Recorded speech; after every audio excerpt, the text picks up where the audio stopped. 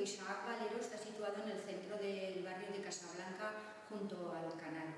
Somos referencia de actividades y servicios municipales desde el año 99 que se inauguró.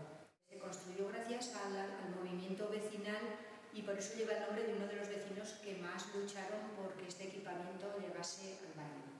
Además de las actividades estables que se desarrollan a lo largo del curso, en las que participan muchos vecinos, tenemos también actividades puntuales como teatro, conciertos, charlas, actividades infantiles, que son casi todas de entrada libre.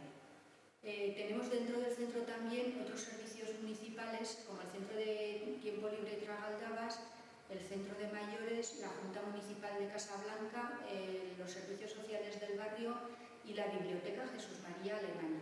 Si queréis conocernos más, estamos